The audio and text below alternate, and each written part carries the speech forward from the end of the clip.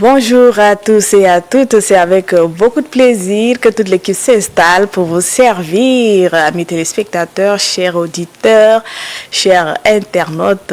Chaque jour, vous êtes de plus en plus très nombreux à nous envoyer des messages, à interagir avec nous. Nous voulons vous dire ce matin, merci pour votre fidélité. Et un bonjour spécial ce matin également à une maman spéciale, une maman qui est très fidèle à ce programme. Moi, je voudrais parler de Maman Tarassum Moïde Louise. La première chose qu'elle fait, c'est se lever le matin, allumer la télé et mettre Electron Télévision. Bonjour à toi, maman, et merci pour ta fidélité à cette émission. Bonjour également à notre chère téléspectatrice Gloria, qui est très fidèle également à cette émission. Merci à tous ceux qui nous regardent chaque matin, à tous ceux qui nous envoient des messages, que ce soit par SMS, sur WhatsApp ou encore sur notre page Facebook. Merci pour votre fidélité. Voilà, on s'installe aujourd'hui encore avec un menu très bien préparé pour vous. On va parler de beaucoup de choses sur ce plateau. Surtout, ne zappez pas, ne quittez pas, soyez connectés. Et voilà, envoyez-nous des messages, un petit bonjour, ça fait du bien, n'est-ce pas? Voilà, on va donc commencer ce deuxième numéro avec un clip. On va repartir un peu à la source. On va retrouver Ngon Sarr et puis on va revenir sur le plateau pour donc découvrir le menu de ce deuxième numéro de la semaine.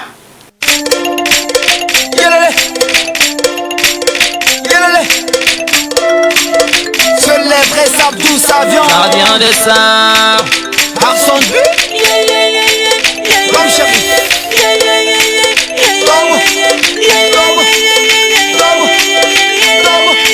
Mangon ke sarale, mangon ke porso mobo, mangon sar ke moguto, mangon sar ke moguto, mangon ke porso mobo, mangon ke sarale, mangon sar ke moguto, mangon sar ke moguto. Viens. Rien ça tout est nickel. Sar ma ville on est présent. Megila, Megila, Ndana Megila, Yele, Adamuti, Arjirabebo, Adamuti, Karikutin Sardo, Yele, Adamuti, Arjirabebo, Adamuti, Karikutin Sardo, test, ton caisse, test, il te test, ton caisse, Tolsami, Mangon ke sarale, mangon ke porso mobo, mangon sar ke moguto, mangon sar ke moguto, mangon ke porso mobo, mangon ke sarale, mangon sar ke moguto, mangon sar ke moguto. Pour ma ville je le fais original. Seuls les vrais savent d'où ça vient. De Kumogu à Bedaya, Besada Kubranu, Gangi Dodge Raibebo, Gangi Dodge Raibeda. Enterrons la hache des guerres, ça c'est possible. Ils ont pillé notre ville comme il faut. Ça c'est notre ville, ça c'est notre cité, ça c'est notre ville, ça c'est tout ce qu'on a en commun. Just, Dolkes, just, Dolkes, just, Dolkes, Tolsami, Tolsami, Dolkes, Kumrane, Yele, Tomo, Tolsamo, Alei, Tomo, Toma Bundu, Tomo, Marokiabe, Tomo, Yele, Jamena, ça va aller. Mangon ke sarale, mangon ke porso mobo, mangon sar ke moguto, mangon sar ke moguto, mangon ke porso mobo, mangon ke sarale, mangon sar ke moguto, mangon sar ke moguto. Bienvenue chez nous, il y a Guirbele, il y a tout chez nous, c'est la danse de chez nous, c'est le rythme de chez nous. Là où sont les guerriers, ici sont les guerriers, et pas en avant, et pas en arrière, venez danser, venez danser, venez danser.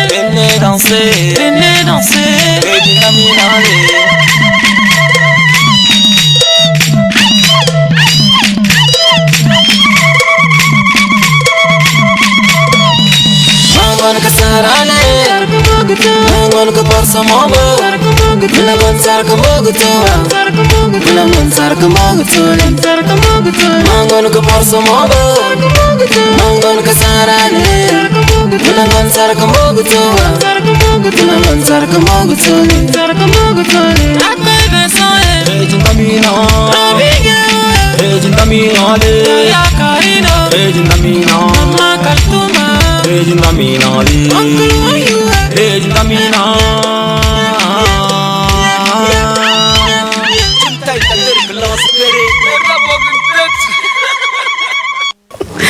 Bienvenue chez nous, c'est la danse de chez nous, hein, voilà. Bienvenue une fois de plus à tous et à toutes et merci pour votre fidélité. J'espère que ce clip vous a permis de vous installer confortablement. Voilà, un petit coucou également à ceux qui sont en route vers le travail, vers leur activité quotidienne. Voilà, merci pour votre fidélité.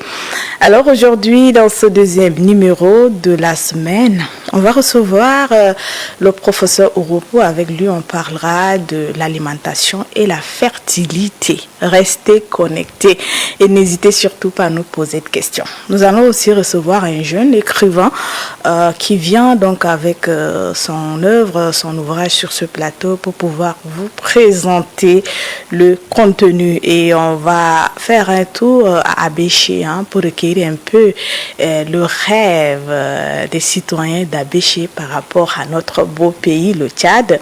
On vous proposera également beaucoup d'autres capsules, comme c'est le cas dans cette émission quotidienne. Voilà, donc le menu est ici présenté. On va à présent prendre donc la rubrique bien-être qui parle aujourd'hui de la crise hémorroïdaire. Voilà, donc pour tous ceux qui font face à cette maladie, je vous demande donc de bien tendre les oreilles et puis de bien suivre cet élément. Voilà, vous aurez peut-être quelques éléments de réponse par rapport à cette maladie, surtout ceux qui traversent cette situation. Un petit bonjour également à bienvenue Larissa Ngakutu qui est en direct avec nous sur notre page Facebook. Merci pour ta fidélité. Alors, on retrouve Megano Didina Love pour la chronique bien-être et puis on va revenir sur ce plateau.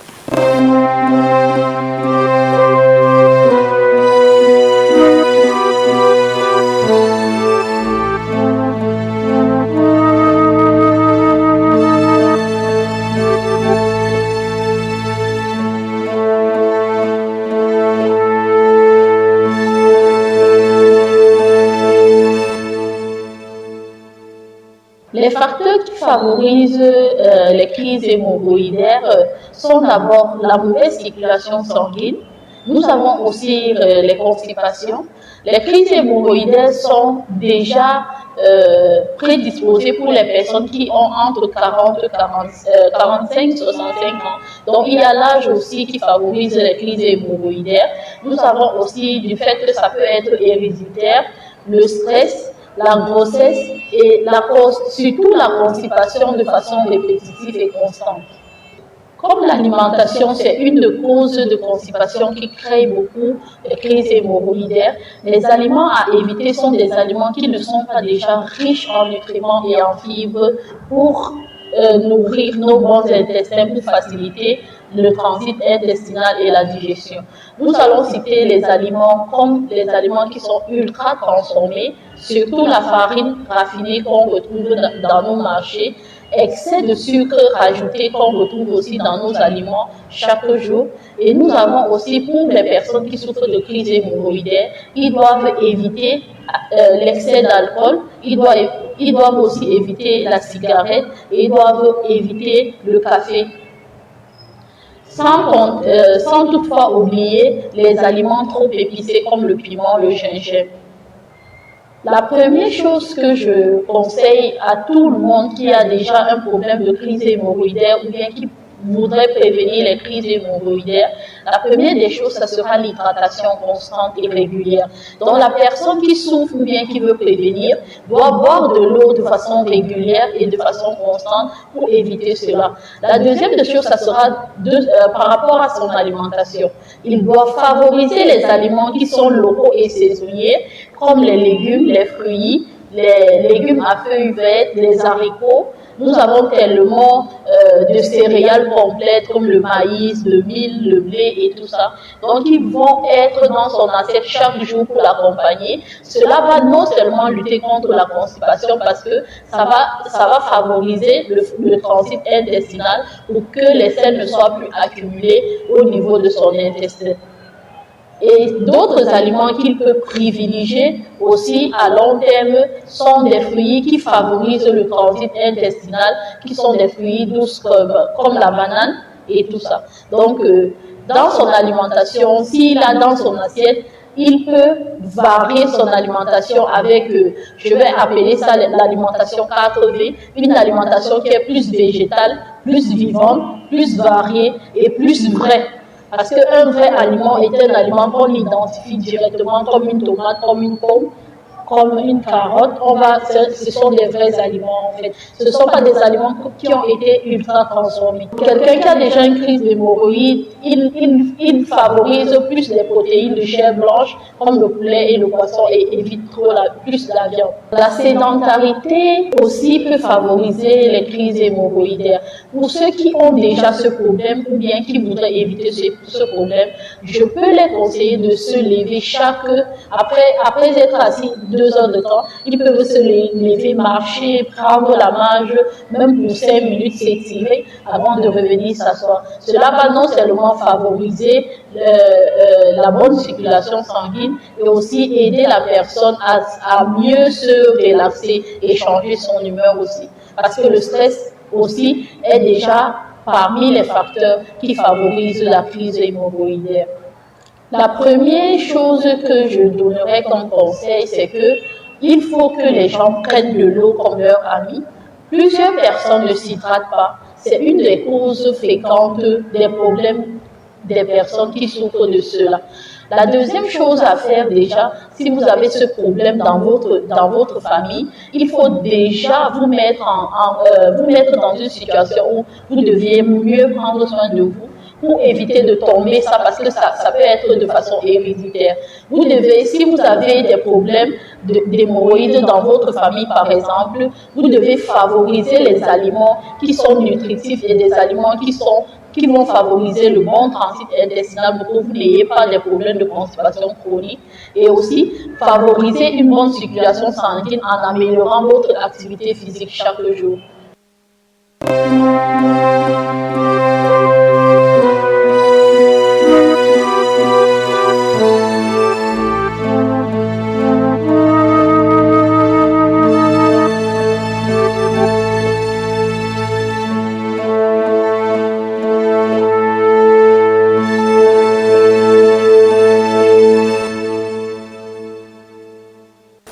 Alors, on va dire merci à Madame Khadija Pamela pour ses conseils. Voilà, elle a commencé par les causes de l'hémorroïde, elle a donné des orientations, ce qu'il faut manger et ce qu'il faut éviter. Elle a parlé de la mauvaise circulation de sang qui peut être à l'origine de la crise hémorroïdaire. Elle a parlé du stress. Elle a parlé également de la grossesse. Souvent, certaines femmes enceintes font face à cette maladie. Elle a parlé également de la constipation et elle a dit, voilà, elle a donné quelques aliments qu'il faut privilégier dans votre alimentation et des aliments également à éviter. Et moi, ce qui a retenu mon attention, c'est l'eau. Il faut consommer beaucoup d'eau, il faut boire beaucoup d'eau. N'attendez pas à sentir la soif avant de boire de l'eau. L'eau, là, c'est un médicament. L'eau, c'est un médicament. L'eau doit être notre première nourriture. Nous devons donc consommer de l'eau à tout moment. Ne pas attendre à ce que j'ai d'abord soif avant de prendre un verre d'eau. De temps en temps, il faut boire de l'eau. C'est conseillé. L'eau est thérapeutique. L'eau fait du bien à l'organisme humain. Donc, nous vous invitons à consommer beaucoup d'eau. Il faut beaucoup d'eau dans votre alimentation. C'est ce que nous pouvons donc retenir de cet élément. Et puis voilà, beaucoup de courage à tous ceux qui font face à cette maladie. Et si cela persiste, il faut aller voir un spécialiste de santé, bien sûr. Voilà. Il ne faut pas rester parce que dans une émission Electron TV, on a dit il ne faut pas manger ci, il ne faut pas manger ça. Et puis la crise perdure et puis voilà, on est là. Si ça se complique, il faut voir un spécialiste de santé. Voilà. Merci à la régie pour cette capsule qui a peut-être aidé beaucoup de personnes ce matin. On va à présent prendre les actualités d'ici et d'ailleurs avant de revenir sur le plateau pour donc échanger avec nos différents invités qui passeront ici sur ce plateau.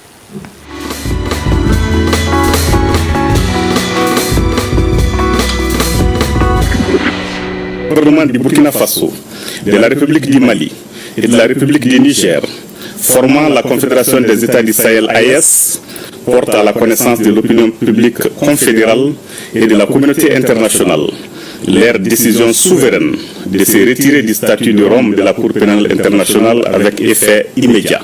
La Cour pénale internationale est à nouveau secouée par la défection de ses États membres. Après les États-Unis, le Soudan, c'est au tour des chefs d'État du Mali, Burkina et du Niger de jeter l'éponge. Ces trois présidents qui forment l'Alliance des États du Sahel pointent du doigt la partialité de cette instance juridictionnelle internationale. Par un communiqué conjoint, ils ont déclaré que la CPI s'est montrée incapable de prendre en charge et de juger des crimes de guerre, des crimes contre l'humanité, des crimes de génocide et des crimes d'agression avérés enregistrés ça et là sous d'autres cieux. En dénonçant cette justice d'être sélective et instrumentalisée à des fins néocoloniales, les autorités sahéliennes mettent des mots sur un malaise plus profond, celui d'un système international qui, pour beaucoup d'Africains, juge à géométrie variable. Trop souvent, les chefs d'État africains ou les groupes armés de la région se retrouvent sur le banc des accusés, pendant que les crimes des guerres commis ailleurs, hors de ce continent, restent impunis. Dans la foulée, ces chefs d'État annoncent la mise en place prochaine d'une cour pénale propre à eux. Cependant, cet esprit critique s'interroge sur cette perspective. Il ne suffit pas de sortir de la CPI pour garantir une justice.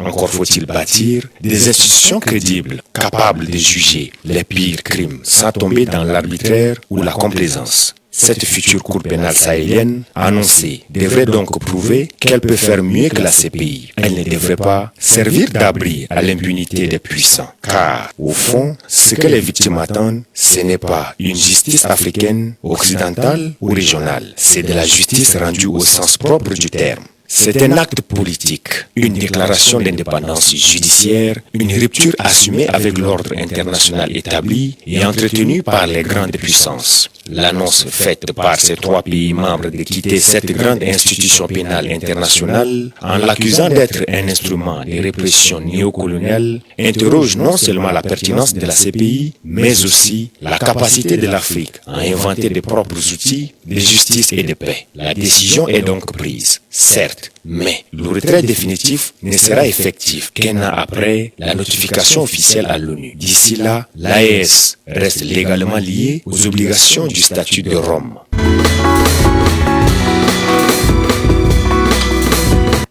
مع بداية العام الدراسي قرر مسؤولو المدرسة عدم التقاعس في مواجهة تصرفات بعض الأفراد غير الأخلاقية الذين يلقون النفايات المنزلية على الطريق المؤدي إلى مدرسة الدمدلاء للتعليم العام. هذا الوضع يجعل الوصول إلى هذه المدرسة صعبا إن لم يكن مستحيلا حرصا منها على ضمان بيئة صحية وداعمة للتعليم. استجابت السلطات البلدية للنداء وبدأت أعمال التنظيف في 23 من سبتمبر لعام 2025 حيث انطلقت الأعمال رسميا على يد مندوب الدائرة الرابعة لمدينة مندو ممثلا عن عمدة البلدية، وعرب عن أهمية مشاركة السكان في هذه الجهود مؤكدا أن تعاونهم أساسي لضمان نجاح هذه العملية والحفاظ على بيئة تعليمية مثالية. وعرب مدير المدرسة عن شكره للبلدية على تنظيم هذا العمل الذي سيساهم في انطلاقة جيدة للعام الدراسي، وعرب عن ثقته بأن هذه التحسينات ستعود بالنفع الكبير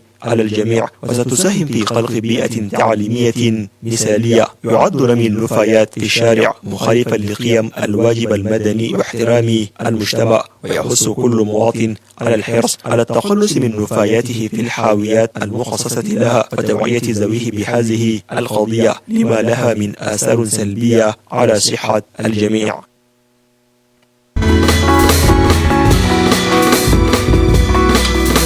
L'usage excessif du téléphone est aujourd'hui devenu un véritable danger social. Cet outil, conçu pour rapprocher les hommes, finit paradoxalement par les éloigner. Beaucoup de personnes, absorbées par leur écran, perdent la capacité d'écouter et de communiquer avec attention. À table, les gestes deviennent maladroits, les échanges se réduisent au silence, et même un bonjour, symbole de respect et de considération, se fait sans regard ni chaleur humaine. Cette dépendance entraîne une perte progressive des valeurs relationnelles, affaiblit la concentration et le manque de respect. Plus inquiétant encore, elle réduit la capacité de chacun à vivre pleinement le moment présent. Il est parfois difficile de parler à quelqu'un qui est absorbé par son téléphone et cela peut donner une impression de désintéressement ou d'impolitesse. Difficile de se communiquer au sein du couple puisque chacun s'accroche à son écran. Les échanges authentiques peuvent souffrir de cette habitude pour les annonces et les interactions virtuelles. Des mesures comme établir des moments sans téléphone lors des repas ou des rencontres peuvent aider à favoriser de meilleures connexions humaines.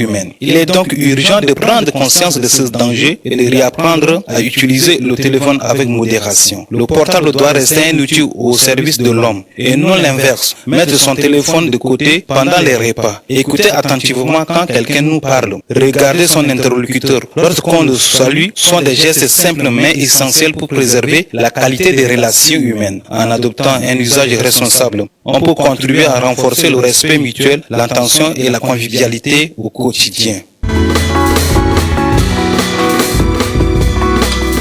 Proclamée en 2017 par l'Assemblée générale des Nations unies, la Journée internationale des langues des signes est une occasion unique de soutenir, de protéger l'identité linguistique et la diversité culturelle de toutes les personnes sourdes et malentendantes, ainsi qu'à l'ensemble des personnes qui utilisent la langue des signes.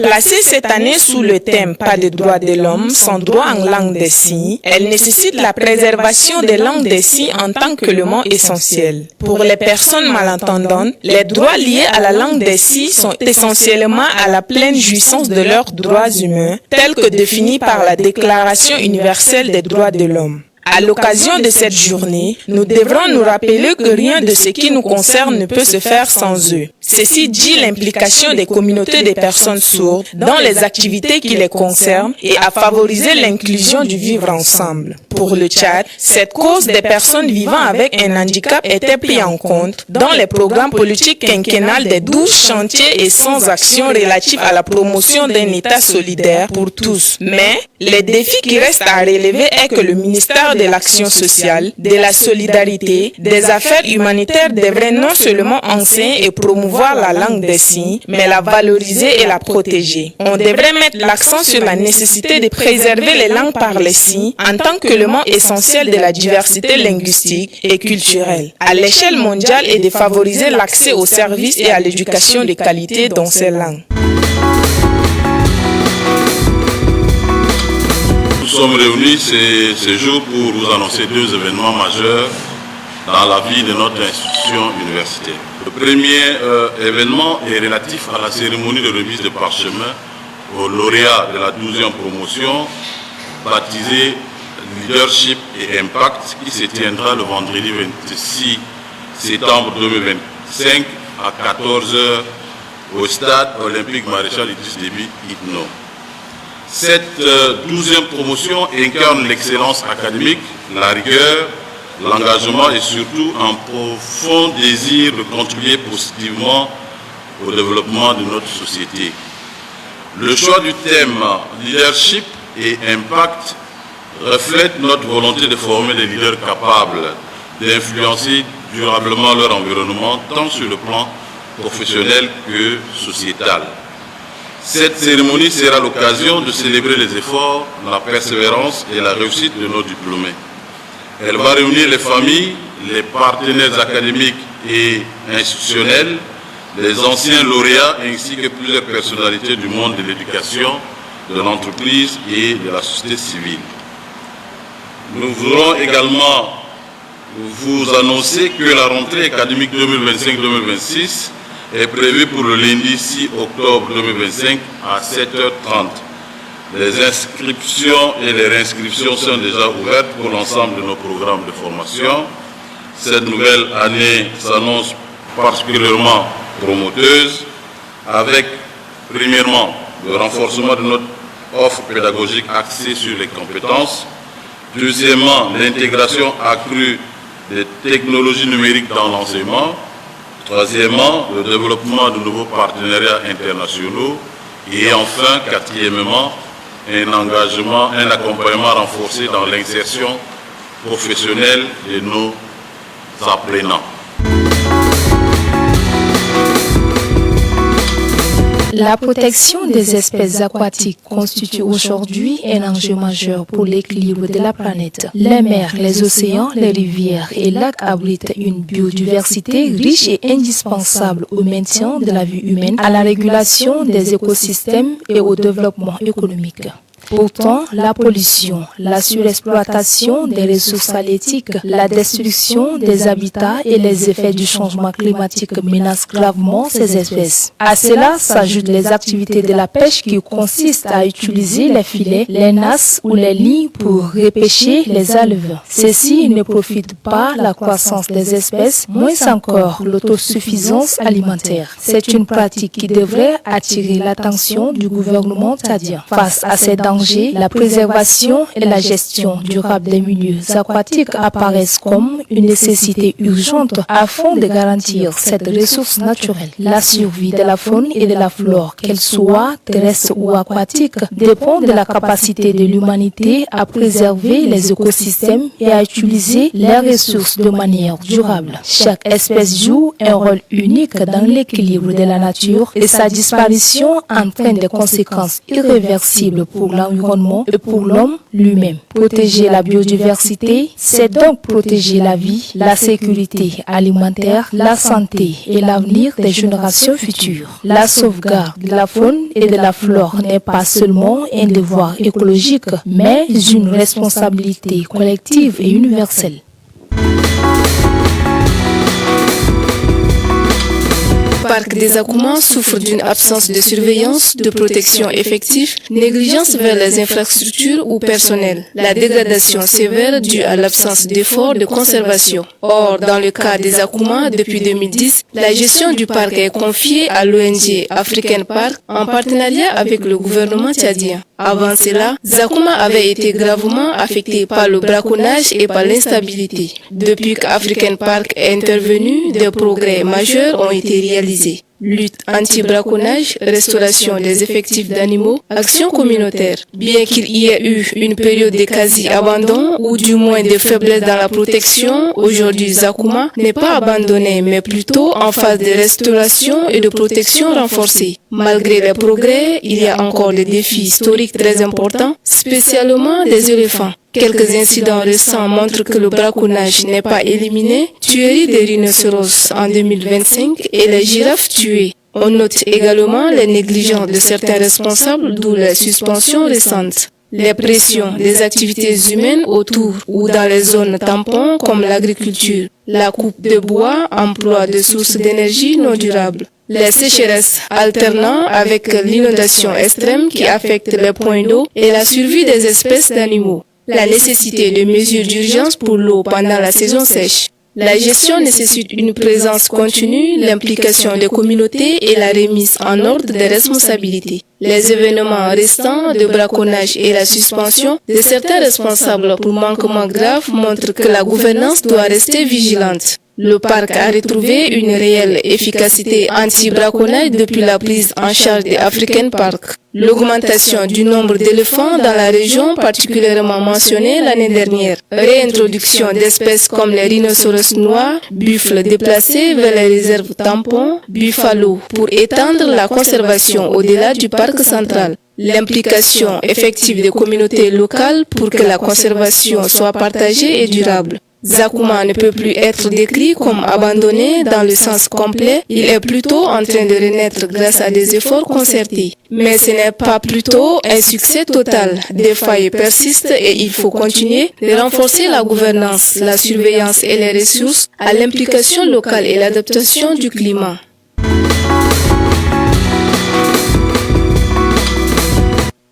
احتفلت هذه المقاطعة وعاصمتها مويسلاء بالذكرى 100 لتأسيسها منذ أكثر من 10 سنوات، واليوم إلى جانب نقص البنية التحتية للطرق والمباني الإدارية التي يعود تاريخها إلى الحقبة الاستعمارية، يعيش جميع السكان تقريبا في فيضانات شديدة كل عام. وفي شهري أغسطس وسبتمبر من هذا العام غمرت المياه عدة قرى في كانتونات بايكورو وبيكارا وانغالو وبونا، حيث غمرت مياه الأمطار الحقول والمجمعات السكنية والأماكن العامة. يقدم الأمين العام لمقاطعة بارسارا تحديثا عن الفيضانات ولا يزال الوضع ملحا للغاية، مما يتطلب اتخاذ إجراءات عاجلة لإنقاذ أرواح السكان الذين يعيشون الآن ككائنات مائية. هذا ويناشد سكان المنطقة المسؤولين المعنيين إلى التدخل السريع لإنقاذهم قبل وقوع الفأس في الرأس.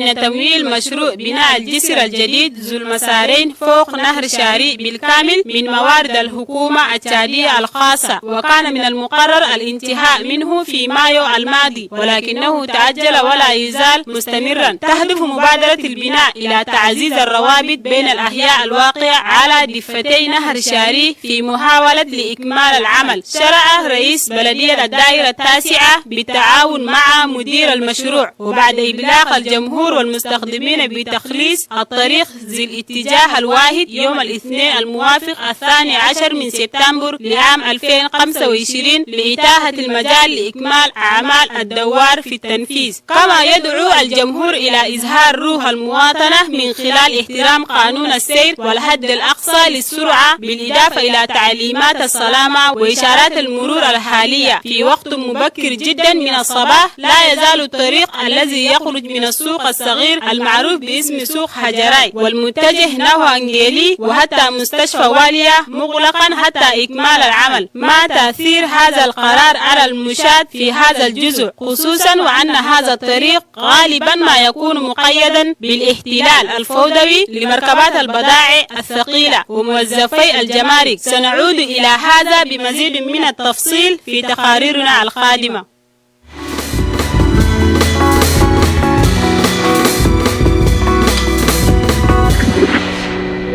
Et voilà, nous revenons sur le plateau. Comme je vous ai annoncé à l'introduction, cette fois-ci, nous allons recevoir le professeur Ouroubou qui est déjà confortablement installé. Professeur, bonjour. Bonjour. Bienvenue. Merci beaucoup. On se retrouve encore aujourd'hui pour parler du bien-être de nos fidèles téléspectateurs, de la population du monde entier, la population tchadienne. C'est important d'en parler. Tout à fait. Alors aujourd'hui, on va parler de l'alimentation et la fertilité. Voilà. Parce que pour être fertile, l'alimentation compte. Absolument. Il faut savoir manger ci, manger ça. Exactement. D'accord. On vous écoute alors. Alors déjà, si on doit parler de la fertilité, il est important de comprendre c'est quoi l'infertilité. L'infertilité, c'est simplement l'incapacité pour un couple, d'accord, malgré un rapport sexuel régulier, sans se protéger pendant une durée d'1 an à 2 ans, mais on voit que la femme ne tombe pas enceinte. Là, on dirait simplement qu'il y a infertilité. Donc, cette infertilité, il y a l'infertilité primaire où c'est un couple qui n'a eu jamais d'enfant. Mais on peut aussi avoir de l'infertilité secondaire, où peut-être que vous pouvez avoir un enfant, mais après on se rend compte que vous voulez avoir un deuxième enfant par exemple. Ça ne vient pas. Mais ça ne vient pas. Oui. Et malheureusement, au travers de cette définition, beaucoup de couples développent ou bien souffrent de l'infertilité. Et les causes sont légion, mais l'une des causes également, c'est notre alimentation. Vous allez vous rendre compte qu'il y a eu plusieurs travaux de recherche qui nous ont amenés à comprendre simplement que aujourd'hui, les hommes, malheureusement, développent beaucoup plus l'infertilité. Et ça va à une vitesse exponentielle. Aujourd'hui, j'ai toujours l'habitude de dire que ce n'est pas que lors d'un rapport, il y a parfois, par exemple, éjaculation, que dans ton sperme, il y a forcément un spermatozoïde. Beaucoup, dans leur liquide, il y a particulièrement peut-être beaucoup de spermatozoïdes qui sont morts. On appelle ça nécrospermie. Beaucoup, la quantité est peu. On appelle ça oligospermie. D'autres, peut-être la quantité est beaucoup. On appelle ça polyspermie. D'autres, il y en a, mais ils ne bougent pas assez. Ils sont fatigués. Et là, on nous parle par exemple de quoi? On nous parle par exemple également de l'autre, des problèmes de mobilité. Donc, tout ça, ce sont des anomalies que beaucoup des hommes, malheureusement, développent. Donc, lorsqu'il y a un enfant, lorsqu'un couple, c'est-à-dire que deux personnes vont ensemble, ils sont mariés, et qu'après 2 ans, on ne voit pas d'enfant, il ne faudrait pas systématiquement, c'est-à-dire que montrer du doigt que c'est la cause vient de la femme.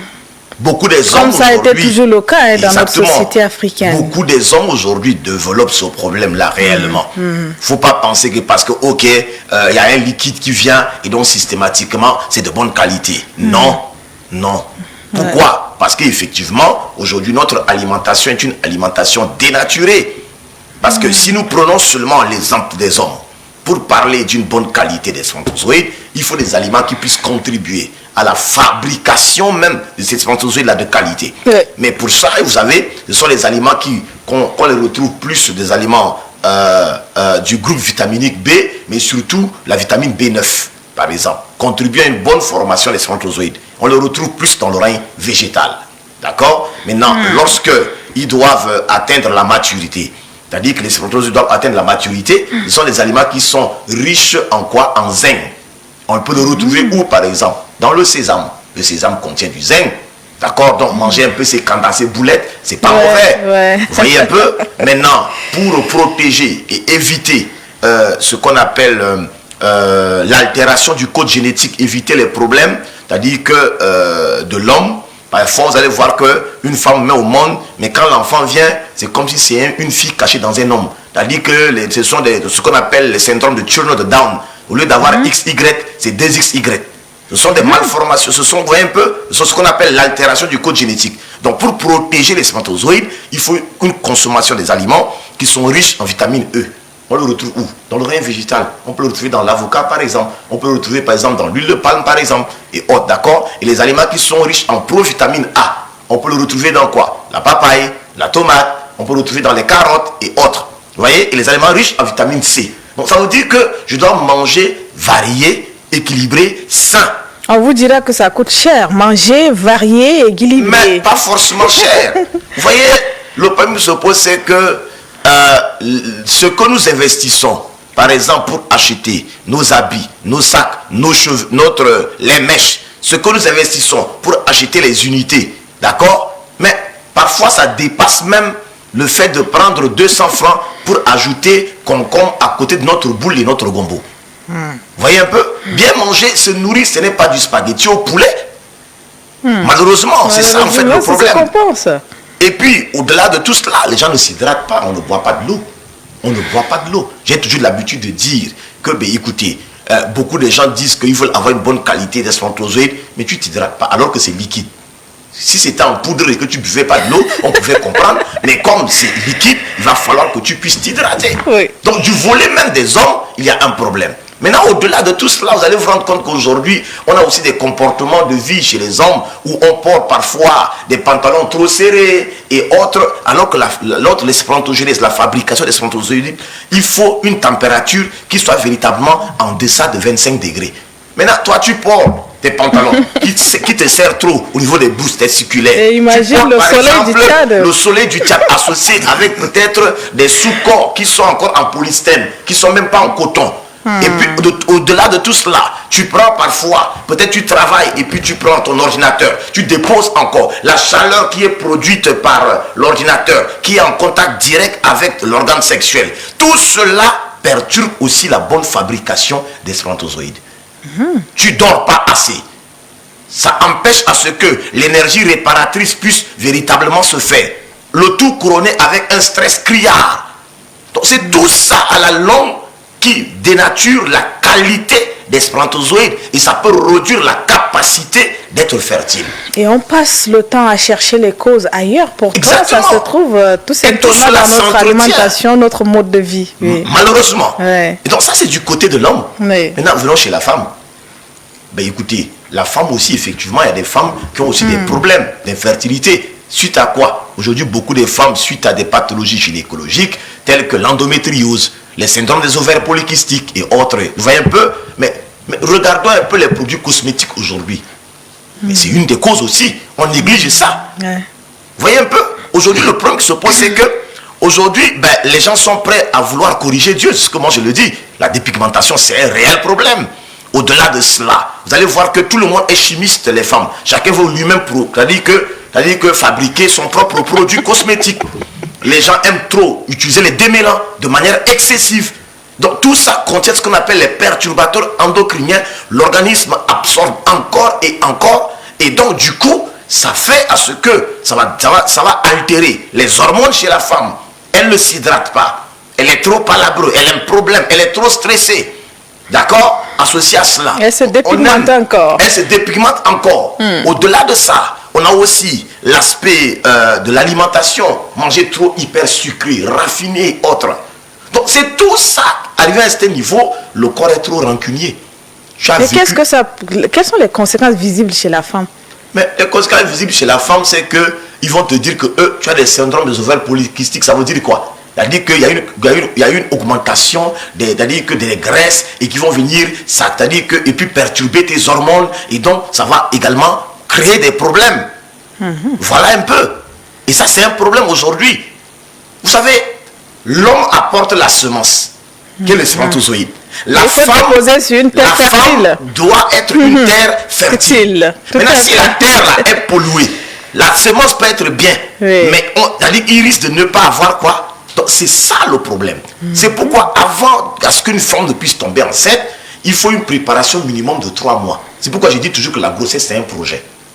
3 mois avant que la femme ne puisse tomber enceinte, il y a une part de responsabilité de l'homme et de la femme. Il y a des aliments et un comportement de vie que le couple devrait avoir avant que la femme ne puisse tomber enceinte. Ça évite beaucoup de problèmes. Malheureusement, on néglige notre alimentation, les autres piliers du bien-être, sommeil, l'autre également sédentarité, la maîtrise des émotions et tout cela, on néglige. Donc c'est tout ça qui fait à ce qu'aujourd'hui, drastiquement, ça réduit la capacité d'être fertile chez l'homme comme chez la femme. Malheureusement. Oui. Voilà. D'accord. Beaucoup seront étonnés ce matin que voilà, l'infertilité peut avoir sa cause dans notre façon de se nourrir, notre mode de vie. Bien sûr. Beaucoup ignorent cela. Mais malheureusement, c'est... En fait, les gens oublient que le corps, lui, il peut s'organiser à vouloir épurer le corps des toxines et autres. Mais jusqu'à quand? Arrivé à un certain niveau, ce corps-là devient fatigué. Donc, nous sommes libres de faire nos choix alimentaires, mais pas leurs conséquences. Imaginez le nombre, par exemple, des quantités de boissons alcoolisées que les gens prennent. Justement, j'allais poser la question, est-ce que l'alcool a également un effet négatif mais bien sur sûr, la production? Pendant que tu prends cela de manière énormissime, associé avec ce que... Parce qu'il va produire des déchets toxiques. Et puis du coup, ça va perturber aussi les hormones. Vous voyez un peu? Et donc, ça rend le pH du corps acide. Alors que logiquement, le pH de notre corps doit être alcalin, basique. Donc, dès lors que ton corps est hyper acidifiant, et on parle de cela dans le jargon médical de l'acidose chronique. Et donc, lorsque c'est comme ça, c'est comme si, je vais un peu imaginez, quelqu'un fait de la pisciculture, et puis tu as par exemple du poisson qui baigne dans de l'eau polluée. Arrivé à un certain niveau, ça va également contaminer les poissons. Si nos cellules sont imbibées dans un milieu qui contient beaucoup de déchets toxiques, ça réduit la capacité de nos organes, de nos cellules, d'accord, à véritablement répondre à ce besoin de vie. Donc si je dois communiquer la vie, parce que tomber enceinte et mettre au monde, on communique la vie. Il faut que moi-même j'incarne la vie. Et incarner la vie passe par ce que je mange, ce que je bois et mon comportement de vie.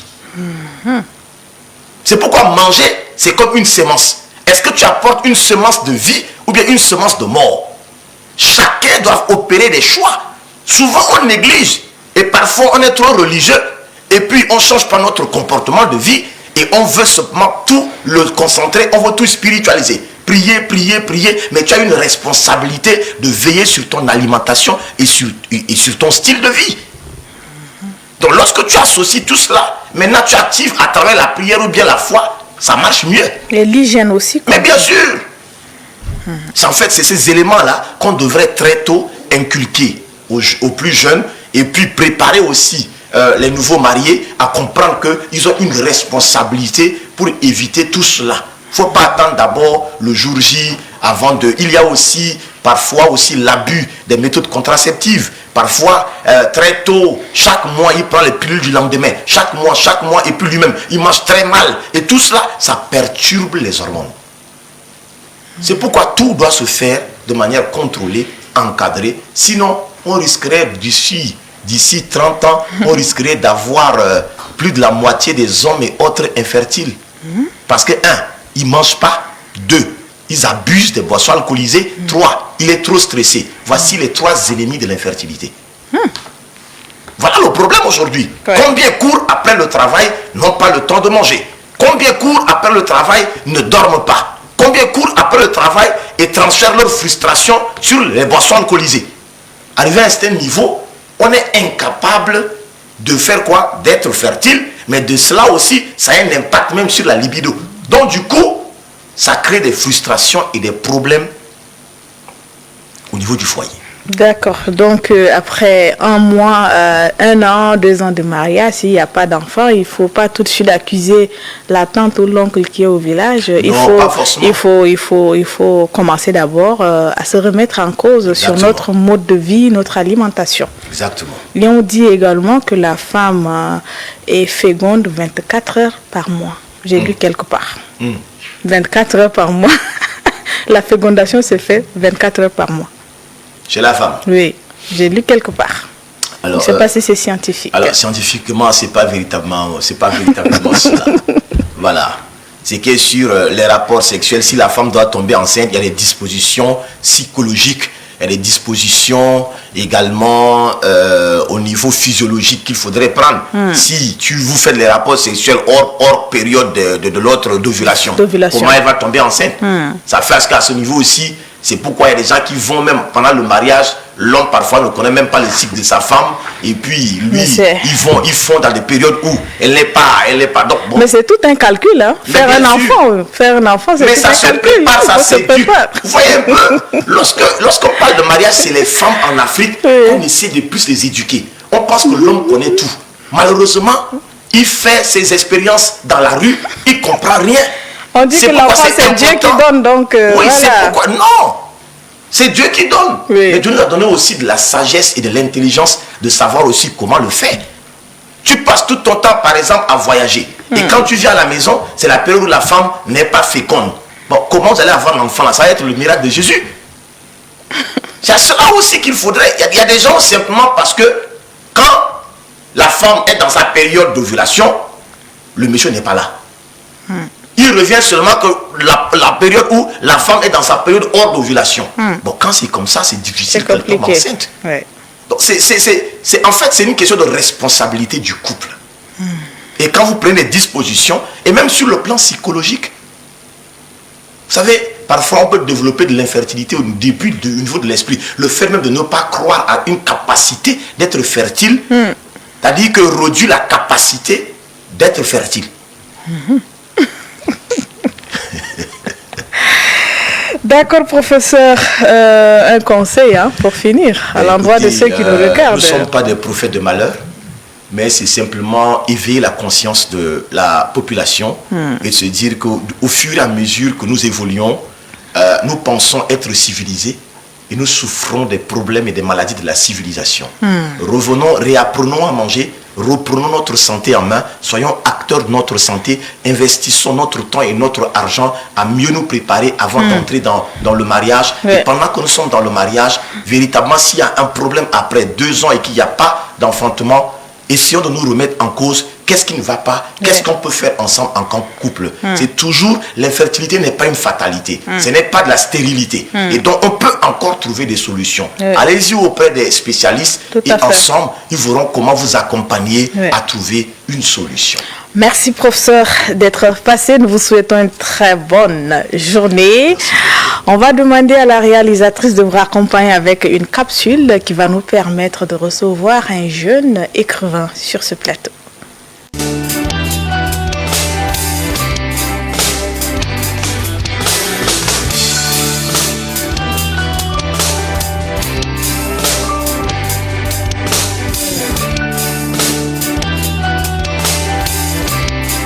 Mon rêve pour le temps de demain, c'est de voir un pays prospère où tous ses enfants sont épanouis et vivent dans la paix. Ça, c'est vraiment mon rêve parce qu'aujourd'hui, on voit que le Tchad est à la traîne dans presque tous les domaines.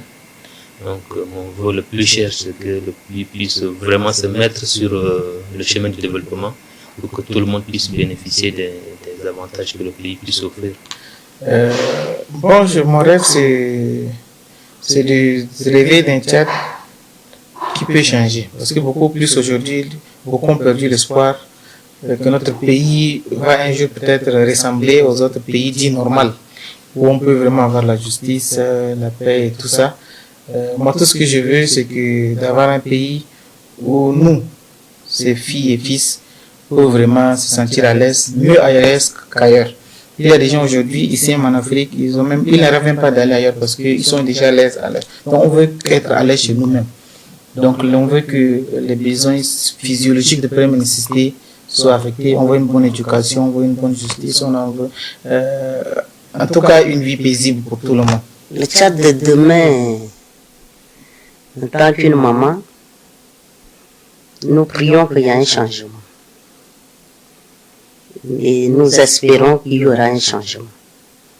Parce que nous sommes des humains, nous sommes appelés à changer. Il y a un adage qui dit qu'il y a des imbéciles qui ne changent pas. Les Tchadiens sont des hommes, ne sont pas des imbéciles, donc un jour à l'autre, le Tchad va changer, et on espère. Mon rêve, c'est vraiment rêver d'un Tchad uni, prospère et juste. Ce qui manque dans ces pays, ce ne sont pas les textes, mais c'est les mises en œuvre, la mise en œuvre autant pour moi. Les textes sont là, mais nous avons ces sentiments d'appartenance. Il est de ma communauté, il est de ma religion, il est mon frère. Non. Je crois que le pays doit primer sur les relations fraternelles ou bien je ne sais pas quoi que ce soit. Donc, ces pays-là nous appartiennent tous. C'est un héritage commun. Nous avons le devoir de léguer à la génération future un pays prospère, un pays uni et où règne la justice.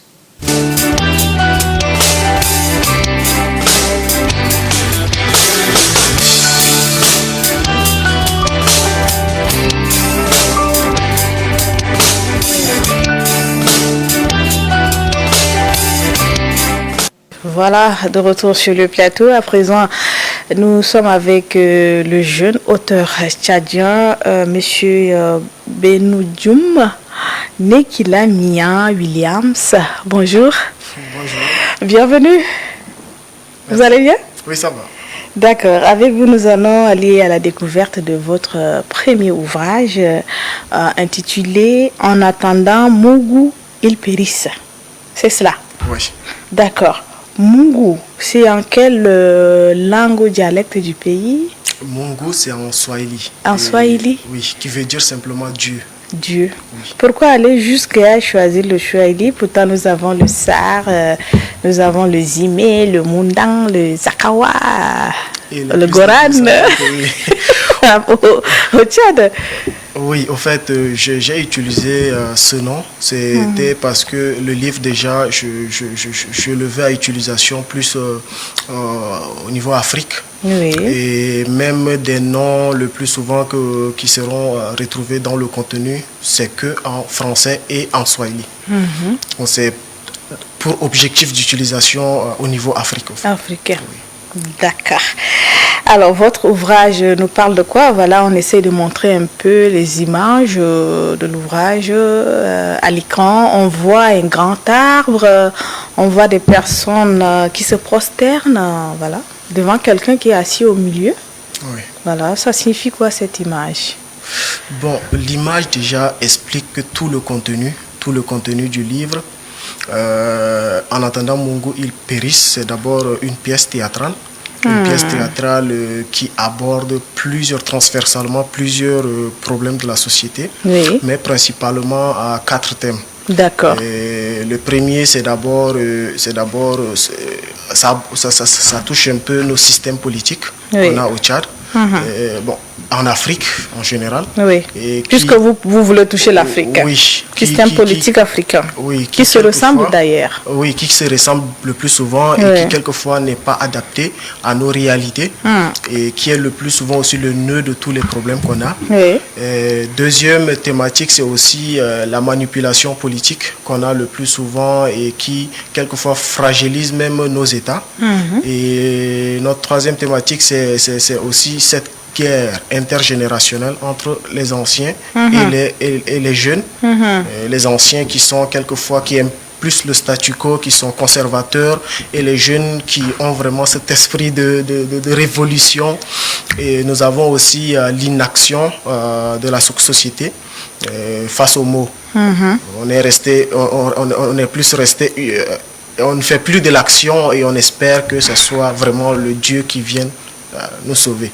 D'accord. Qui a aussi lien au thème où, en attendant Dieu, il périsse simplement, qui est en Mungu, en Swahili. D'accord, ils croisent les bras, ils attendent que ça tombe du ciel. C'est ça? C'est pour dire ça? Voilà. On a beaucoup de mots, mais le plus souvent, on est assis. Et on fait confiance à la politique? On se dit, non, on ne fait pas que confiance à la politique, on se dit, bon, Dieu est grand. Sans action, or que ça, c'est le langage de tout le monde. Hein? Oui, Dieu est grand dans l'action. Ouais. Il y a beaucoup de mots, mais on est là assis, quelquefois on croise les bras et on attend, Dieu est grand. Face par exemple au problème de l'agriculture, on voit qu'on n'a pas assez à manger, mais en tout cas Dieu est grand. Et on peut faire quelque chose on peut faire quelque chose. Mais on croise les bras, on dit Dieu est grand. Oui, Dieu n'a qu'à descendre du ciel là pour venir faire ça. Dieu va mettre la main depuis le ciel pour nous aider. Donc c'est un peu plus face à l'inaction des jeunes et aussi beaucoup d'autres mots. En fait. Vous êtes parti d'un constat de notre pays, le Tchad, ou bien de toute l'Afrique, puisque vous dites que votre ouvrage c'est à but africain. Oui, au fait, déjà, comme on l'avait dit au départ, c'est que nos systèmes politiques se ressemblent plus. Donc, je suis parti d'un constat plus au niveau Afrique, où on a presque des mêmes problèmes qui se ressemblent, tout. Mais je suis aussi un acteur de la société civile et je suis en même temps étudiant-chercheur. Oui. Donc ça fait que c'est un peu plus à la fois, en même temps, la lecture des journaux, la lecture des problèmes qui se passent un peu partout en Afrique, en essayant de le comparer aussi à notre pays. Au fait. Donc ça allait un peu... D'accord. En attendant Mungu il périsse est le cri désespéré d'un peuple qui, dans sa quête de salut divin, se laisse manipuler, se laisse trahir et se laisse dominer par ceux qui prétendent être ses sauveurs. Oui. C'est le cas de notre pays, on peut dire ça comme ça? Est-ce qu'on se laisse manipuler, on se laisse dominer? Notre pays peut se retrouver dans le lot, mais comme je le dis, c'est un peu plus en Afrique. Aujourd'hui, nous constatons en Afrique, dans beaucoup de pays d'ailleurs, que déjà les jeunes, ils veulent avancer, mais le plus souvent, ils se laissent d'abord berner par la politique. Déjà, nos systèmes politiques, comme je le disais, ne sont pas quelquefois adaptés, ne sont pas compris par même les praticiens. Et c'est ce qui fait que aujourd'hui, les jeunes, quelquefois, déjà dans cette quête de repères, mettent leur confiance en un homme politique qui le plus souvent même finissent par les trahir, mais qui continuent toujours au lieu de eux s'imposer quelquefois dans les actions ou soit se mettre peut-être dans des objectifs réels. On se laisse souvent emporter, ou soit on met plus souvent notre confiance en une personne au lieu de mettre le plus souvent aussi notre confiance dans des objectifs. Donc le peuple quelquefois se retrouve par manque de se retrouve quelquefois trahi et tout ça. Dans votre ouvrage également, vous parlez de Madjitou. Oui. Madjitou qui est un village dont les habitants pris entre les griffes de l'oppression et des promesses de salut. Oui. Madjitou, c'est toujours en Swahili. Oui, c'est toujours en Swahili. Qui signifie le village des faibles. Dans la compréhension générale, c'est le village des faibles. D'accord. Et qu'est-ce qui se passe dans ce village-là? Dans ce village, on a d'abord tout un peuple qui a en fait de la main-d'œuvre jeune. Oui. Et qui a aussi de vieux sages. Main-d'œuvre jeune, oui. Oui, et qui a aussi des vieux sages, mais qui d'abord ne mettent pas ensemble leurs deux forces.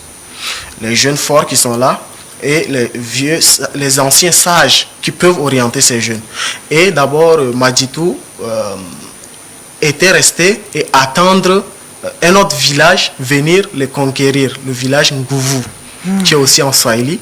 Et donc, ce village attendait au fait la main divine pour venir les sauver dans tout Dieu ça. est grand. Dieu est grand. Il y avait plus d'actions. Le village Ngouvou, le village de Fort qui était venu et qui a tenté de coloniser le village Madjitou, était venu d'abord par une approche plus simple et a demandé le sacrifice des jeunes pour vraiment avoir la gloire, pour avoir la paix.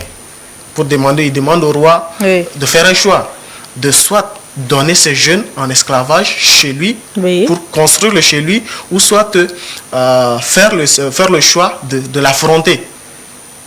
C'était devenu très difficile au point où déjà une quête de réflexion même venait à l'intérieur de ces décideurs. Parce que visiblement, ils ont cette jeunesse, mais ils n'ont pas su vraiment renforcer cette jeunesse.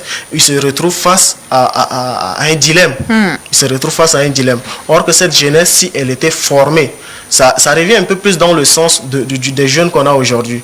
Aujourd'hui, on a des jeunes qui partent dans tous les sens, qui font des formations qui ne sont pas adaptées à nos réalités et qui devraient au fait mettre leur force au service de la nation, mais tellement ils ne sont pas bien orientés, ils s'en vont dans tous les sens au point où leur force n'est pas vraiment utile à la société.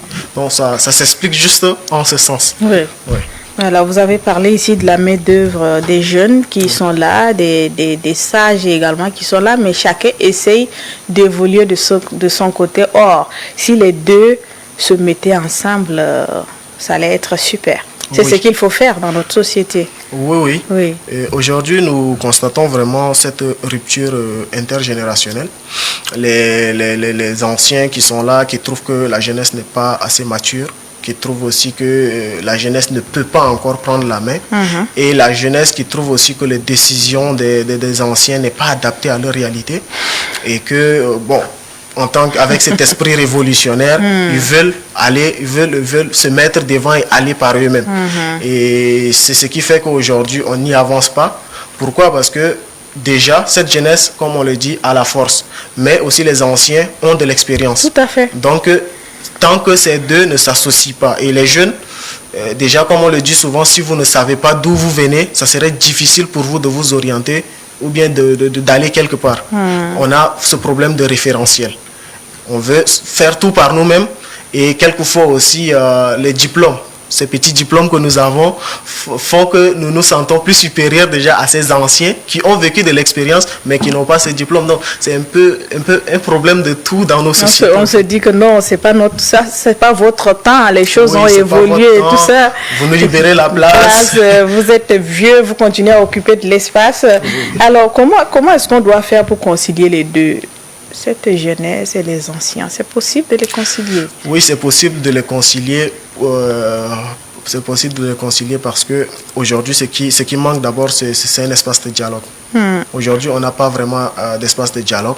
Et aussi les pratiques pour les transmissions de savoir, de l'expérience qu'on avait avant, comme les feux de camp, comme vraiment l'arbre à palabre, on s'assoit sous ça pour discuter. Il n'y en a plus. Donc, il n'y a plus un cadre qui unit vraiment et les jeunes et les anciens. Les jeunes sont aujourd'hui plus connectés à leur téléphone, ils sont plus au fait dans leur activité, et les anciens aussi veulent vraiment le système d'avant. Ça fait qu'aujourd'hui il y a vraiment cette déconnexion.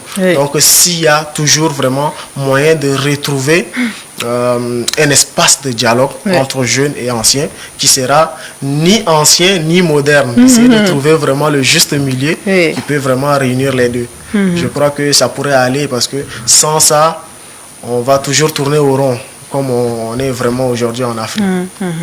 D'accord. Ça vous a pris combien de temps pour finaliser cette œuvre? Beaucoup d'années. Plus de 2 ans. Parce que déjà au départ, je suis d'abord quelqu'un d'imaginatif. J'essaie d'imaginer quelque chose, j'essaie d'imaginer au fait un monde où j'ai mis même mon monde à moi à l'intérieur, et aussi je suis passé par les constats des problèmes, des maux de la société. Pour l'écrire, j'ai commencé d'abord par plusieurs autres histoires, et au départ j'avais commencé par écrire comme si c'était plus un essai, mais je me suis rendu compte qu'aujourd'hui on a vraiment ce défi de lecture, et je me suis dit, est-ce que quelqu'un pourrait comprendre ce que je mettais? Donc je l'ai ramené sous vraiment une forme de théâtre. Théâtrale, oui. Une forme de théâtre, parce que je vois qu'aujourd'hui les jeunes sont plus connectés d'abord sur les vidéos que sur la lecture. Donc ça m'a pris plus de 2 ans, et j'ai changé plusieurs formes, et j'ai changé même plusieurs fois le contenu pour arriver à ce livre en fait. Avez-vous des projets par rapport à ce livre, puisque c'est un peu théâtral? Est-ce que vous pensez faire une mise en scène théâtrale? Oui, ça m'est passé par l'esprit, une fois ou deux, mais le projet qui est là actuel, c'est plus voir si je pourrais mettre les scènes sous forme de podcast. Parce que le livre jusqu'aujourd'hui, avec la digitalisation, les jeunes ont des difficultés de lire. Tout à fait. Et pas seulement des jeunes, mais c'est tout le monde. La difficulté. On n'a pas de temps pour lire. On n'a pas de temps pour lire. Aujourd'hui, chacun se cherche, comme on le dit, et on court dans tous les sens. Donc ça fait que c'est difficile. Difficile déjà que les gens vous fassent des retours sur votre livre. Et cette difficulté, moi je l'ai rencontré même dans la rédaction, parce que quand vous écrivez quelque chose, vous voulez que quelqu'un lise et vous fasse des retours. C'est difficile. C'était difficile. J'étais passé par scène, quelquefois par chapitre, où j'envoyais pour que juste quelqu'un me fasse un retour. Parce que moi, quand je l'écris, je trouve que c'est bon. Mais j'ai toujours besoin d'un œil extérieur. Donc c'était vraiment difficile. Et sur, par exemple, 10 personnes que j'ai envoyées pour un retour, une seule personne m'a fait des retours. Le plus souvent, c'est une seule personne. Quelquefois, c'est 2. Bon, c'est difficile, au fait. D'accord, c'est une bonne approche de vouloir donc transformer ces écrits en podcast. C'est bien, moi je vous encourage à cela. Merci. Oui. Alors, ça coûte combien votre livre? On va demander à la réalisation de le montrer encore pour permettre à tous ceux qui veulent se procurer de ce livre. Quel est le prix? Où est-ce qu'on peut en trouver? Le prix, on l'a mis comme standard, comme beaucoup de livres, pour ne pas au fait être en déphasage ou bien être carrément hors des autres, parce que les autres, il y a beaucoup d'alinéas, beaucoup de contours, tout ça. Donc le prix, on l'a mis au niveau standard de 5 000 francs, 5 000 francs, beaucoup d'autres livres. Oui, et on a le plus souvent laissé des numéros sur les pages, nos pages Facebook, qu'on pourrait contacter et les avoir. Et quelquefois aussi, les gens m'appellent directement ou je les fais livrer. Mais comme je le dis souvent, à chaque fois que je livre, c'est que ce n'est pas le montant ou bien le coût qui intéresse. J'ai d'ailleurs même offert beaucoup de copies gratuitement, mais c'est lire et me faire un retour qui m'intéresse. Parce que je ne compte pas juste m'arrêter à ce niveau. Je suis plus aussi dans les thématiques de recherche scientifique. Donc, je veux que les gens me fassent des retours pour que ça corrige un peu ce que je suis en train de faire. Parce que vous le faites par passion, pas pour avoir de l'argent. Oui, déjà même le livre au Tchad, vous ne pouvez pas avoir de l'argent. Donc, je le fais, au fait, c'est ma manière de transmettre aussi un message à ma communauté. Et comme je l'avais dit au départ, je suis un acteur de la société civile. Donc, c'est ma manière aussi de sensibiliser et de dire que, lisez, au fait, lisez. Vous trouverez beaucoup de secrets là-dedans. Et aussi, moi, ma manière de m'exprimer et dire ce que j'ai dans le cœur. C'est un peu ça. D'accord. Avez-vous un mentor? Si oui, ce matin, quel est le message que vous avez à l'endroit de ce mentor-là? J'ai un mentor. Oui. Un mentor qui n'est plus de ce monde, paix à son âme. Qui est mon grand-père. Ouais. C'est vrai que j'ai plusieurs autres mentors, mais qui est mon grand-père, qui est quelqu'un de paix. Monsieur Miaol Tamajoué, qui est quelqu'un de paix et qui est quelqu'un vraiment de conciliant. Quelqu'un, même s'il est fâché et qu'il se rend compte que vous êtes vous aussi fâché, il lâche sa part. Il essaie d'abord de vous calmer, vous, avant de balancer. Quelqu'un qui, même s'il est fâché, il va vous dire des paroles choquantes, mais revenez même 5 minutes plus tard, il ne se rappelle plus. Il a juste envoyé parce qu'il était fâché, mais il ne se rappelle pas. Et quelqu'un où vraiment, pour moi, c'est le modèle, c'est l'homme parfait. Vraiment, de là où il est, que Dieu le bénisse. Qu'il repose en paix. Merci. D'accord, on va finir peut-être avec votre rêve pour notre beau pays de demain, puisque vous œuvrez pour le développement de ce pays-là à travers vos écrits et tout cela. Avez-vous un rêve? Oui, au-delà déjà d'œuvrer par... jusqu'à aujourd'hui, je n'aime pas me faire appeler écrivain. Parce que je ne suis pas vraiment écrivain, je suis encore en herbe. Mais je suis aussi acteur de la société civile et j'œuvre dans une organisation, je suis responsable dans une organisation de la société civile, une organisation en but non lucratif, Salama Peace Initiative, où nous œuvrons plus pour la consolidation de la paix et les résolutions des conflits. Vraiment, mon rêve, c'est de voir ce pays. C'est de voir ce pays vraiment se développer et voir ce pays qu'on n'ait plus vraiment ce problème de soit nord, sud, qu'on n'ait plus vraiment à être limité dans une zone, vraiment aller à être libre, qu'on voie vraiment les jalons de développement lancés pour que nos frères et nos fils, même si on n'en a pas encore, nos fils puissent vraiment espérer avoir un jour ce pays où les gens vont rêver de venir visiter. Aujourd'hui, c'est vrai qu'au niveau international, les gens nous connaissent peu. Or qu'on a vraiment beaucoup de richesses dans notre pays. Les gens, quelquefois, se posent la question, le Tchad, on ne connaît pas vraiment le Tchad. Moi, j'ai dit le Tchad, c'est un des meilleurs pays du monde. Pourquoi? Parce qu'on est vraiment solidaire. Cette solidarité, on ne le trouvera nulle part. Donc, mon rêve, c'est de voir ce pays en paix et ce pays lancer les jalons de son développement. D'accord. Un message d'encouragement pour inviter les Tchadiens à la lecture, à aimer la lecture. C'est vrai que c'est vrai que c'est difficile. C'est difficile, mais j'encourage la jeunesse à la lecture. Mais surtout les jeunes à ne pas être juste les acteurs consultatifs, mais à être les acteurs décisionnels, de s'impliquer vraiment dans les choses et de prendre des décisions plutôt que d'être là assis, attendre qu'on les consulte simplement pour les choses, ou quelquefois même les recommandations ne parviennent pas où on veut. Donc vraiment de se mettre devant. Et en se mettant devant, de se renforcer les capacités surtout, parce qu'aujourd'hui on est là, on veut bien se mettre devant, on crie, mais la réalité c'est qu'on n'a pas encore cette capacité qu'il faut vraiment renforcer, parce que et on se dit non, au Tchad, des trucs, mais quand on met nos CV sur le plan international, beaucoup d'autres nous battent encore aujourd'hui. Donc de vraiment se renforcer les capacités, n'est pas seulement se limiter au niveau du Tchad, mais espérer l'international. Ouais, il faut espérer l'international. Oui. Merci à vous d'être passé sur le plateau de IMatin. Nous vous souhaitons une très bonne journée et puis on va demander à la réalisation de vous accompagner avec une très belle capsule pour vous permettre de bien passer la journée en espérant vous revoir peut-être très bientôt pour une autre œuvre. Merci beaucoup. Oui, merci d'être passé. Merci.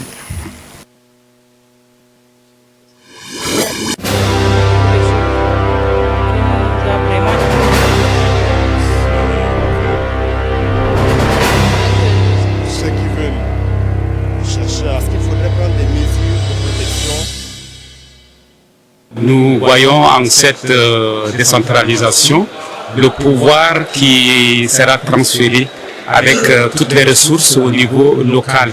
Donc j'appelle ici au niveau local, au niveau des provinces et au niveau des communes. Et nous souhaitons que cet engagement des autorités, des hautes autorités de la République puisse vraiment réussir parce que nous en avons besoin. C'est une façon de rapprocher l'administration des peuples au niveau local. Donc c'est à ce niveau que au niveau local, les gens pourraient s'exprimer et surtout faire une gestion transparente, une gestion saine et faire de sorte que la cohésion sociale et l'unité nationale puissent vraiment avoir de la valeur. La décentralisation est un processus par lequel les pouvoirs et les responsabilités sont transférés aux autorités locales. Et c'est une grande étape que notre pays est en train de traverser. C'est dans l'histoire de notre pays. Et la décentralisation, il y a beaucoup d'importance, tant d'autres, comme il permet au renforcement de la démocratie. Pourquoi je dis ça? Parce qu'il permet aux populations locales leur participation aux décisions publiques. Et par ailleurs, permet même aux autorités locales de bien comprendre les besoins des citoyens. On parle de l'État décentralisé. Or, les choses sont confisquées. L'État est confisqué, on parle de la compétence des transferts de finances. Mais nous, les élus, on voit qu'il n'y a rien. Parce que depuis que nous avons pris fonction, jusqu'à là, les transferts de compétences de la ressource, nous n'avons rien vu.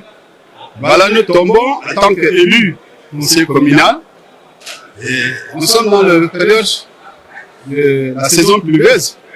Mais l'État, qui dit État décentralisé, la compétence des transferts, des ressources financières, nous n'avons aucun. Comment nous allons faire? Alors, nous revenons sur le plateau pour donc conclure ce deuxième numéro de la semaine avec votre chronique art oratoire avec M. Gauthier qui est déjà là. Bonjour Gauthier. Bonjour madame. Ça va?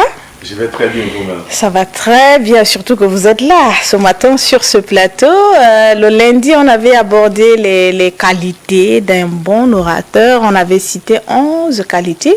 Il en existe 18, presque 18. Bien évidemment, il en existe 18 qualités d'un orateur. Et je parlais que ce sont des qualités intrinsèques. Pour devenir un meilleur orateur, un grand rhéteur, un grand communicant, vous êtes obligé à étudier d'une manière minutieuse les 18 qualités. Donc la 13e qualité d'un orateur, c'est aussi l'improvisation. La véritable improvisation, la meilleure improvisation ne s'improvise pas, mais elle se prépare. Et pour être un bon orateur qui improvise, il faut être un encyclopédiste. Être celui-là qui a une certaine densité de connaissances. Être celui-là qui a un magma de connaissances. Sinon, vous ne pourriez absolument rien improviser. Beaucoup de gens veulent, n'est-ce pas, improviser sans avoir de l'art. Beaucoup de gens veulent improviser sans avoir un magma de connaissances, ou soit une certaine connaissance. Donc, ce n'est pas possible. Donc, j'ai l'habitude de dire, la véritable improvisation ne s'improvise pas, mais elle se prépare. D'accord. 14e qualité d'un orateur, c'est d'être l'incarnation de la rhétorique, de la sémantique et surtout de l'éloquence. L'éloquence, c'est la manière de dire les choses. C'est la manière d'agencer les mots. C'est la manière de structurer les mots. La rhétorique, c'est l'art de convaincre. Et pour donner une figure emblématique en matière de l'art oratoire, je citerai le cas de l'honorable député Béral Mbaïko. Il est dans le style de la rhétorique. Et vous allez voir qu'il essaie de forger certains mots. Et c'est normal. L'honorable député Beral Mekoub a une densité de connaissances. Vous pourriez l'appeler sur un sujet et il peut improviser, intervenir normalement parce qu'il est la personne qui détient au moins une certaine connaissance. Et si vous voulez incarner, ou soit vous voulez être comme l'honorable député Beral Mekoub, il fallait lire, être un rat de la bibliothèque. Si vous n'êtes pas un rat de la bibliothèque, ça va être très difficile. Et Beral Mekoub est celui-là qui aborde tous les sujets. Il n'y a pas de la sensibilité, il n'y a pas de la réticence. Et dans le domaine scientifique, tout sujet peut être abordé. Il n'y a pas une question de la réticence, moins encore de la sensibilité. Troisième élément, c'est ce qu'on appelle la sémantique. La sémantique, c'est donc une étude linguistique. Dans cette étude linguistique, l'orateur est celui-là qui doit se plonger dans la famille des mots, la composition des mots, la structure des mots, la nature des mots. Comment ces mots sont structurés? Comment cette phrase est structurée? Vous êtes obligé à connaître parce que les mots sont des êtres vivants.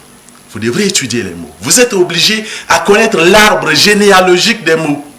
Si vous n'en connaissez pas, madame, ça serait très difficile et vous risquerez de semer de la confusion ou soit être dans un amalgame d'esprit. Donc la sémantique nous enseigne la famille des mots, les homonymes, les synonymes, ainsi de suite. Vous êtes obligé, parce que l'orateur est celui-là qui donne vie aux mots. Il devrait se plonger dans la familiarité des mots, comme le dirait Maître Marc Jean Bonnat. Dans les trois figures emblématiques d'un orateur, la rhétorique, l'éloquence et la sémantique, sont très intéressantes. Une personne qui est aussi une référence en matière de la sémantique, je dirais le fondateur de l'université Ektia, Dr Ali Abderrahman. Et vous allez voir que les grands sémanticiens, les meilleurs sémanticiens sont des gens qui ne parlent pas trop. Il peut dire un mot. Mais s'il s'agit d'étudier ces mots, madame, vous allez faire même 4 ans, 5 ans, sans toutefois finir d'étudier. Parce que ceux-ci font aussi preuve du silence. Ils entrent dans la profondeur, dans la densité pour appréhender. Ils peuvent se plonger dans la épistémologie. Ils peuvent se plonger dans un aspect un peu généraliste pour pouvoir intervenir. Donc il ne parle pas trop. Vous voyez Ali Abderrahman, quand vous l'interrogez, il essaie simplement de dire 2-3 mots. Mais quand vous allez chercher à étudier la profondeur de ces interventions, vous ne finirez jamais d'étudier. 16e qualité d'un orateur, c'est aussi le silence. En art oratoire, on a l'habitude de le dire, que le silence est d'or, quand la parole est d'argent.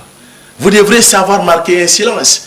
Et quand un orateur marque un silence, ne pensez pas qu'il n'a pas les mots. Il est en train de chercher à avoir la maîtrise parfaite de la chose. Parce qu'il ne peut non plus se plonger dans l'esprit des communs des mortels, loin de l'être, loin de s'en fou. Au lieu de dire que c'est un fou, l'orateur choisira de dire que c'est un dément, quelqu'un qui sème de la démence. Au lieu de dire que c'est un aveugle, il choisira de dire une personne qui souffre de la cécité. Au lieu de dire que monsieur X est mort, il dira que non, tel monsieur a tiré l'arme à gauche. Donc vous devrez choisir les mots éloquents et savoir agencer les mots. Je pourrais dire que j'ai pris la lune avec les dents.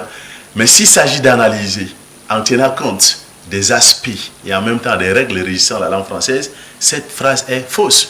Comment une personne prendra la lune avec les dents? Mais s'il s'agit d'analyser, je prends quoi? La lune.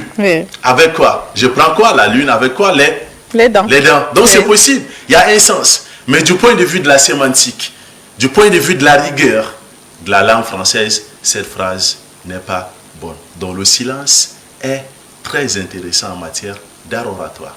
On vous donne la parole. Il fallait aussi s'inscrire dans la droite ligne de ce qu'on appelle le silence. Je vais simplement vous donner un exemple. Ne pas être pressé pour prendre la parole. Oui. Ne soyez pas pressé. J'avais dit que l'art oratoire, ce n'est pas l'art de la rapidité. Beaucoup de gens veulent aller plus vite, sinon plus rapide, pour voir certains aspects. Oui. Ce n'est pas possible. L'art oratoire, c'est l'art de l'humilité. Ce n'est pas l'art de la rapidité. Loin de l'être. Donc, s'il y a lieu de prendre votre eau, prenez-en. S'il y a lieu d'aspirer, aspirez. S'il y a lieu de marquer une respiration, marquez. C'est important. Parce que Al-Hadi avait laissé entendre que la respiration était un élément intrinsèque et en même temps c'est une pierre angulaire qui permettra à l'orateur de combattre la peur, le stress et en même temps les tracs. Donc la respiration est capitale. Ouais. Et vous allez voir qu'en art oratoire, même le silence est une parole exprimée. Monsieur Gauthier marque un silence. Mais c'est dire que le silence a une interprétation. On marque le silence pour capter l'attention du public. Le silence peut capter l'attention de votre public. Parce que du coup, tu marques le silence et puis la salle est silencieuse. Mais le silence va vous permettre de connaître votre auditeur. De votre auditoire, j'allais dire. Le silence vous permettra de connaître votre auditoire. Oui. Ça vous permettra de connaître votre public. Je marque le silence, j'essaie de regarder qui est dans la salle et qui ne peut pas l'être. S'il y a une certaine personnalité, s'il y a des personnes éminentes, ça me permettra déjà d'avoir recours à quel registre adapté au niveau, n'est-ce pas, de mon public. Donc le silence est important. Et il y a une interprétation du silence, même si le commun de mortel ne peut non plus connaître. Mais... On vous donne la parole, vous prenez et vous essayez de dire, mesdames et messieurs, permettez-moi de vous partager cette confidence. Oui, la confidence à laquelle je voudrais vous la partager est très intéressante. Vous essayez d'adopter un tout petit peu de silence.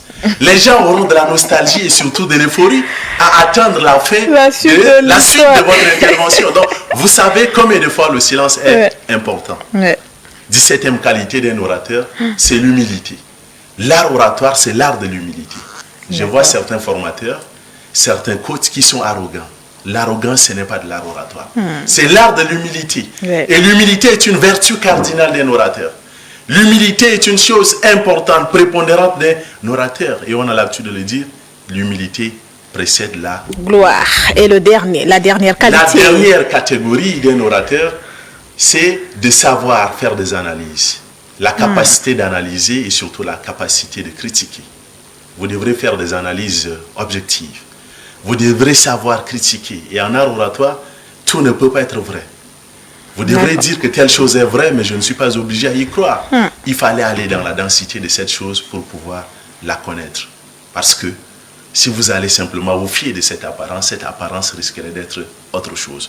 Et une petite modification, sinon rectification de ce que les gens ont l'habitude de le dire. Il s'avère vrai. Ça, vous allez voir que beaucoup de gens utilisent cette expression. Lorsqu'on dit « il s'avère », c'est dire que la chose est déjà vraie.